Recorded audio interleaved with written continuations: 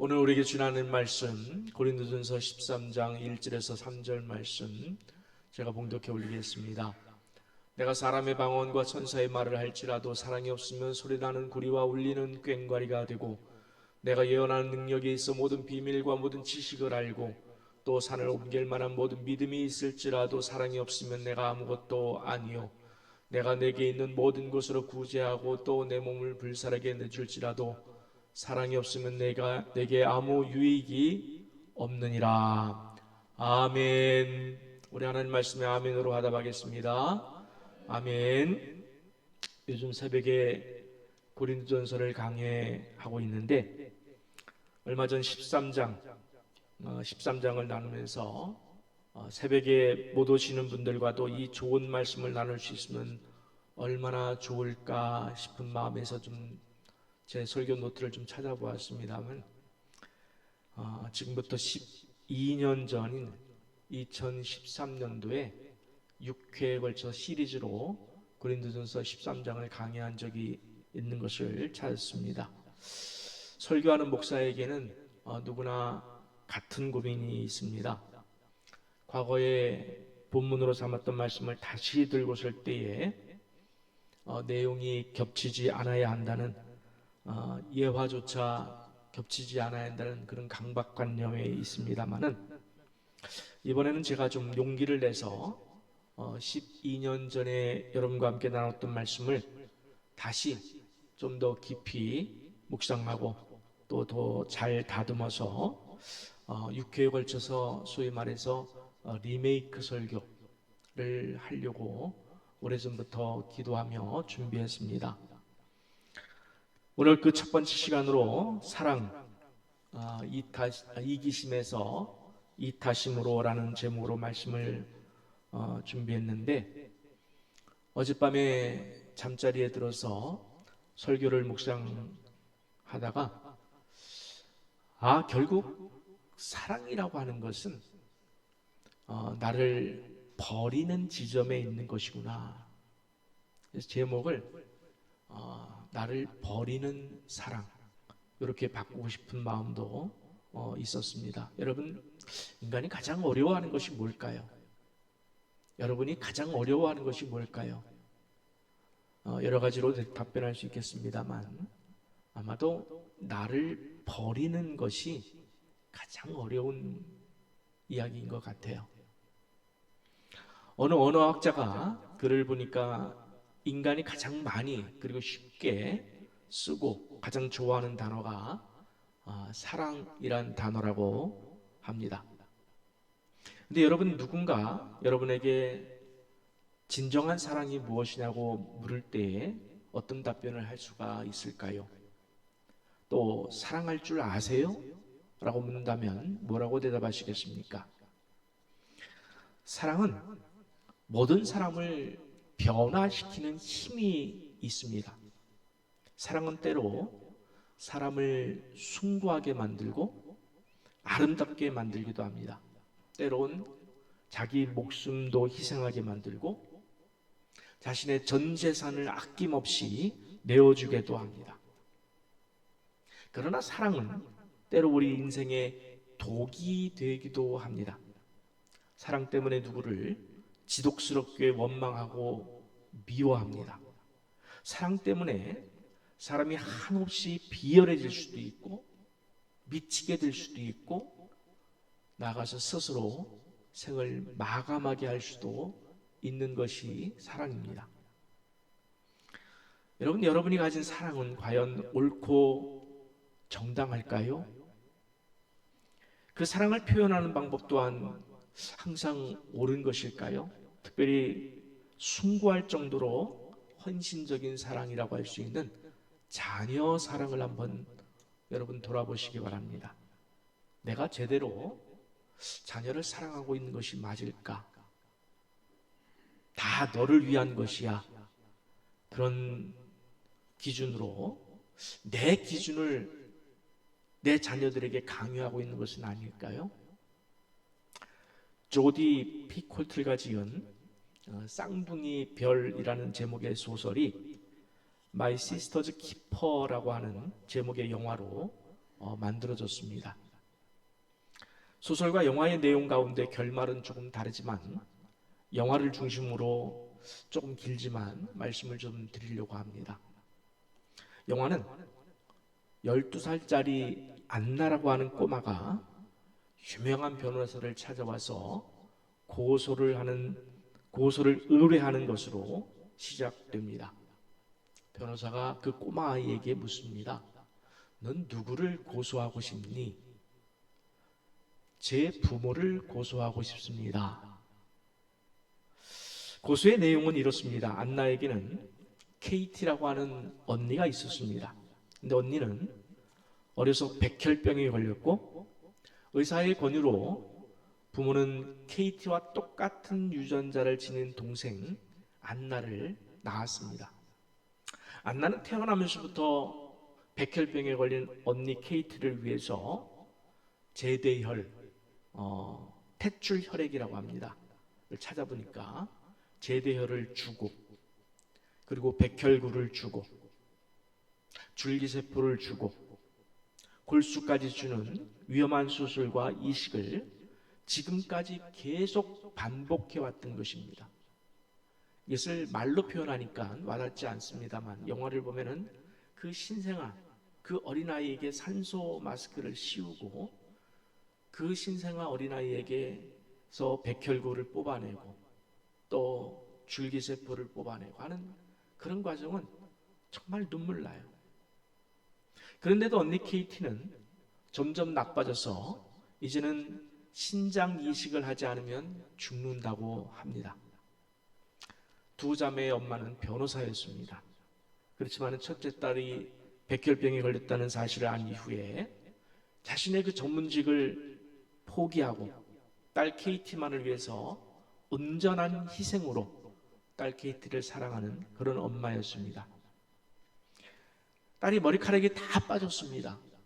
그래서 엄마가 딸을 공감하며 위로하기 위해서 자기 스스로 머리를 다 밀어버릴 정도로 딸과 똑같은 모습으로 보여질 정도로 케이티에게만은 헌신적인 그런 엄마였습니다. 그리고 이번에도 당연하다는 듯이 엄마는 동생 안나에게 네 심장 하나를 언니에게 줘야 한다고 말합니다. 동생 안나의 고소장이 접수되고 법원에서 엄마 아빠는 안나에게 묻습니다. 왜 우리를 고소했니? 네가 정말 네 언니 케이티에게 내 몸을 줄 수 없다고 했니? 그렇게 묻습니다. 동생 안나는 저도 친구들과 뛰어놀고 싶고 더 이상 아프고 싶지 않아요. 언니가 백혈병에 걸려 죽을 수도 있지만 저 또한 신장 이식 수술을 하다가 죽을 수도 있다는 사실을 알아요. 저도 언니처럼 엄마 아빠의 딸이에요. 저도 무서워요. 라며 울부짖습니다. 아빠는 그때야 안나 상황을 이해하고 안나를 이해하고 한 발 물러섰지만 엄마는 끝까지 안나의 처지를 외면해서 가족 간의 갈등이 심화됩니다. 그러나 사실 이 고소를 시작한 사람은 동생 안나가 아니라 백혈병에 걸린 언니 케이티였습니다. 케이티는 자신의 병으로 인해서 자신도 죽어가고 있지만 사랑하는 엄마, 아빠도 그리고 사랑하는 동생과 오빠도 함께 죽어가고 있다는 사실을 깨달았습니다. 엄마는 자신의 병 때문에 그토록 좋아했던 변호사 일을 그만두고 엄마의 인생 전부를 자신을 위해서 희생하고 있음을 알았습니다. 아빠는 그런 엄마의 마음에서 남편으로서의 존재적 가치가 점점 지워져 가고 있음을 알고 아빠는 괴로워했습니다. 동생 안나는 자신 때문에 육체적인 고통과 함께 몸이 하나 둘씩 죽어가고 있고 오빠는 그런 부모의 사랑에서 완전히 멀어져 있음 때문에 한때는 난독증에 걸려서 힘들어했던 것도 알고 있었습니다. 그래서 동생과 오빠를 설득했습니다. 부모로 하여금 신장 이식 수술을 하지 못하도록 고소해달라 부탁했는데, 동생은 언니 KT를 너무나 사랑했지만, 그리고 이번에도 신장을 하나 줘야 한다면 주고 싶었지만 언니의 마음을 충분히 이해했기에 법원에 고소했던 것입니다. 그리고 결말은 온 가족의 슬픔과 안타까움 대신에 기쁨과 감사로 KT의 죽음을 맞이하며 그동안이나마 사랑했던 추억을 간직하며 KT를 천국에 보내준다는 내용입니다. 좀 길었죠? 저는 사랑이란 단어를 우리가 너무도 쉽게 쓰고 있지만 정말 제대로 된 사랑을 실천하기가 얼마나 어려운가를 생각하면서 눈물로 이 영화를 본 적이 있습니다. 여러분도 기회가 되시면 한번 찾아서 보시기 바랍니다. 이 가족은 안나의 고소를 계기로 자기 식대로의 이기적인 사랑, 자기 식대로의 이기적인 사랑을 접고 이제 다른 사람을 먼저 생각하는 이타적인 사랑을 선택하게 됩니다. 여러분은 오늘 누구를 사랑하고 계십니까? 배우자를, 또 부모와 자식을, 그리고 누군가를 사랑하시죠? 근데 어떤 방법으로 사랑하십니까? 어떻게 사랑하십니까? 어떻게 그 사랑을 표현하고 계십니까?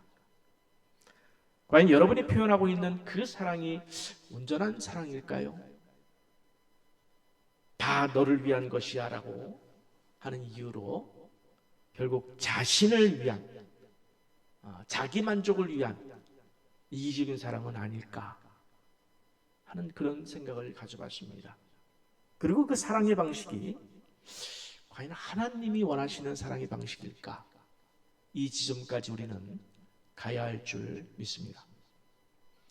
사랑의 대상 또한 무궁무진하죠. 부부간의 사랑이 있고, 부모와 자식 간의 사랑이 있고, 형제 간의 사랑, 이웃과의 사랑, 나아가서 자기 자신에 대한 사랑 등 헤아릴 수 없이 많이 있습니다. 그리고 나아가서 원수에 대한 사랑도 있고, 또 돈이나 명예나 권력 같은 무형을 향한 사랑과 집착도 있습니다. 이렇게 사랑은 관계에서 출발합니다. 그 대상이 사람이든 물건이든 취미든 무형이든 유형이든 생물이든 나아가서 죽은 존재든 상관없습니다. 관계가 있으면 그곳에 사랑은 항상 존재해 왔던 것입니다. 고린도전서 13장은 바로 이 사랑에 대한 길잡이이고 우리에게는 너무나 보석과 같은 말씀입니다. 그래서 우리 한번 다시 본문을 좀 읽어봤으면 좋겠습니다. 우리 한 목소리로 같이 고린도전서 13장 1절에서 3절 말씀 다시 한번 읽겠습니다. 내가 사람의 방언과 천사의 말을 할지라도 사랑이 없으면 소리나는 구리와 울리는 꽹과리가 되고, 내가 예언하는 능력이 있어 모든 비밀과 모든 지식을 알고 또 산을 옮길 만한 모든 믿음이 있을지라도 사랑이 없으면 내가 아무것도 아니요, 내가 내게 있는 모든 것으로 구제하고 또 내 몸을 불살하게 내줄지라도 사랑이 없으면 내게 아무 유익이 없느니라. 아멘. 여기 1절과 2절에 나오는 사람의 방언, 천사의 말, 예언하는 능력, 모든 비밀과 지식, 그리고 산을 옮길 만한 믿음, 이러한 것들의 공통점이 무엇입니까? 내가 갖고 싶다고 가질 수 있는 것이 아닙니다. 현재 나에게 있다고 해서 원래부터 내 것이라고 할 수 있는 것이 없습니다.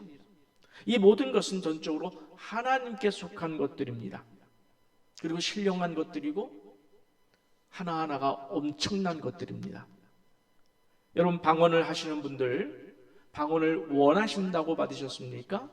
아닙니다. 하나님의 절대 주권적인 뜻이 있으셔서 어떤 사람은 간절히 사모하는 마음에서 받았고, 또 어떤 사람은 그렇게 사모하지도 않았는데 어느 날 갑자기 방언을 받은 사람도 있습니다. 반면에 어떤 사람은 그토록 사모했지만 아직 받지 못한 사람들도 있습니다. 이 모든 것이 다 하나님의 절대 주권 속에 있기 때문에 그렇습니다. 그 다음에 나오는 예언의 능력은 어떻습니까? 고린도서 12장에 나오는 각종 은사 가운데 하나인데, 12장 앞부분을 보면은 지혜의 말씀, 지식의 말씀, 믿음과 병 고치는 은사, 능력 행함의 은사, 예언과 영들 분별의 은사, 방언과 방언 통역의 은사 등이 나옵니다. 여러분, 이 은사들의 공통점이 또 뭘까요?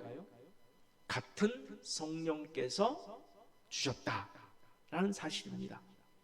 그리고 뒷부분에 보면은 어떤 사람에게는 사도로, 선지자로, 교사로, 능력 행하는 자로, 병 고치는 은사로, 돕는 은사로 각종 은사를 받은 사람에 대한 설명이 나옵니다만, 이 또한 공통점이 무엇입니까? 같은 하나님이 그들을 세우셨다. 이것이 성경이 말하고 싶어하는 것입니다. 그러니 얼마나 위대하고 영광스러운 은사이고 사역들입니까? 하나하나가 얼마나 귀한 일들이고 얼마나 신비로운 일들입니까? 하나님이 주신 거예요. 내가 원한다고 받을 수 있는 것도 아니고, 내가 돈을 주고 상점에 가서 물건을 살 수 있듯이 그렇게 얻을 수 있는 것도 아니에요. 내가 원치 않는다고 또 그것을 거부할 수 있는 것이 아닙니다. 은사란 하나님이 주고자 결정하셨으면 주시는 거예요. 얼마나 신비로운 일입니까? 세상 누구도 성령께서 주시지 않고는 방언이나 천사의 말을 할 수 없습니다. 하나님이 아니고서는 누구든지 사도나 선지자, 목사나 교사, 병 고치는 사람, 돕는 사람으로 설 수 없습니다. 여기 모든 비밀과 모든 지식을 아는 축복이라고 했습니다. 산을 옮길 만한 믿음이라고 했습니다. 이 모든 비밀이라고 했습니다. 여러분, 비밀이 뭡니까? 감추어져서 베일에 쌓여 있는 것을 말합니다. 그 감추어진 것, 베일에 쌓여 있는 것을 내가 깨닫습니다. 내가 알게 되었습니다. 그리고 전하게 되었습니다. 얼마나 놀라운 일입니까, 여러분? 여러분, 복음의 비밀을 깨닫는 희열을 아십니까? 저는 성경을 읽으면서 복음의 비밀을 새롭게 깨달을 때가 정말 가장 행복합니다. 그 희열은 말로 다 할 수 없어요. 저는 저절로 눈물이 흐릅니다. 어떤 때는 감격해서 막 소리내어 통곡하고 싶을 때도 있습니다. 사무실에 혼자 앉아있을 때는 그렇게 그냥 해버립니다. 통곡하고 싶을 때 그냥 웁니다. 너무나 감격스럽습니다. 왜? 내가 실력이 있어서, 내가 능력이 있어서 깨달은 것이 아니에요. 그것은 전적으로 하나님의 선물이에요. 그 하나님의 신비로운 선물을 받았으니 얼마나 감격스럽겠습니까? 당장 뛰어나가서 누군가에게 깨달은 말씀을 나누고 싶습니다. 제게는 얼마나 가치 있고 귀하고 사모하는 일인지 모릅니다. 여러분도 때로 설교를 들으시면서 또 성경을 읽으시면서 깨닫고 은혜 받을 때의 그 영적 감동이 있지 않습니까? 여기 산을 옮길 만한 믿음이라고 했습니다. 여러분, 그동안 우리가 믿음 없음 때문에 얼마나 절망하셨습니까?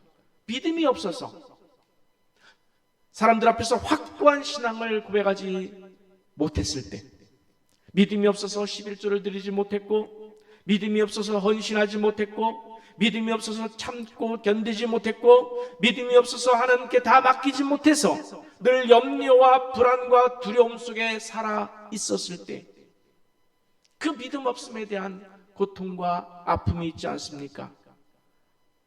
그 실망과 좌절이 있지 않습니까? 그런데 믿음이 있다고 했습니다.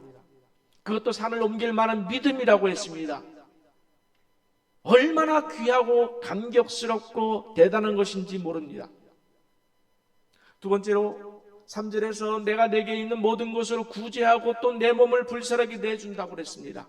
여러분, 기부하고 구제하는 일도 쉽지 않은 일이지만 내게 있는 일부가 아니라 모든 것으로 구제한다고 했습니다. 이 얼마나 놀랍고 대단하고 존경받을 일입니까? 그런데 성경은 이 사실을 언급한 후에 그토록 놀랍고 대단하고 신비로운 이 일을 뒤에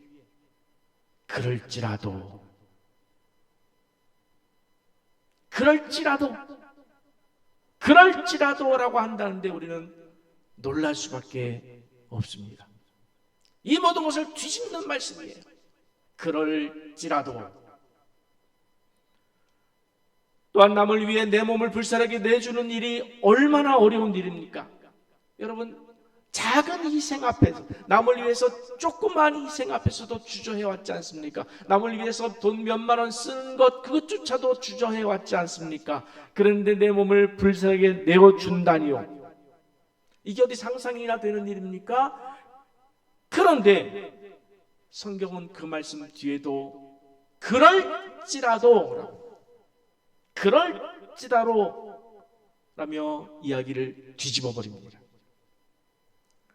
지금까지 길게 왔습니다마는 여러분, 지금 성경이 사랑이 없으면 뭐라고 했습니까? 소리나는 구리와 울리는 꽹과리가 되고 아무것도 아니요, 아무 유익이 없다라고 하는 이것들이 사실 여러분 얼마나 대단한 일들입니까?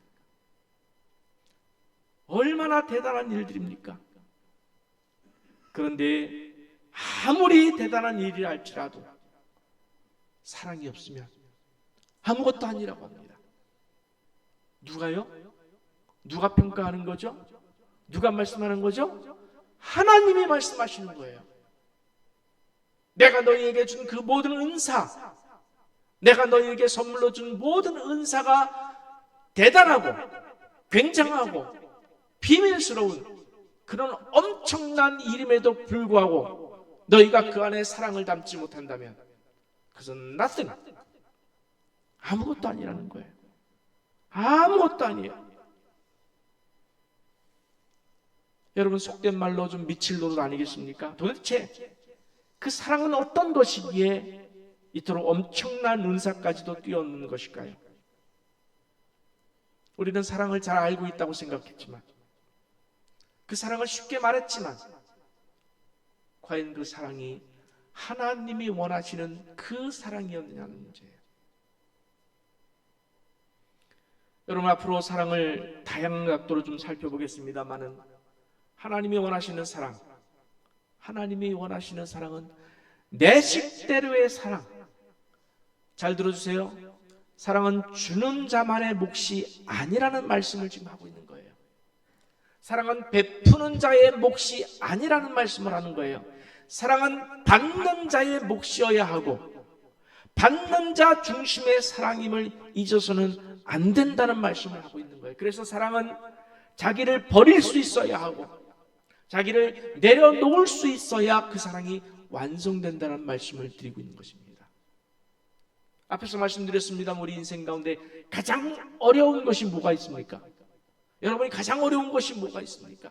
자기의 생각과 기준을 내려놓는 것, 자기의 생각과 기준을 내려놓는 것, 자기 자신의 존재감을 내려놓는 것, 그것만큼 어려운 것이 없어요. 그걸 바꾸는 것만큼 어려운 것이 없어요. 그런데 주님은 바꾸라고 얘기하고 있어요. 만약에 그것을 바꾸지 아니하면 아무것도 아니요, 아무것도 아니요. 여러분, 예수님의 사랑이 바로 그랬기 때문입니다.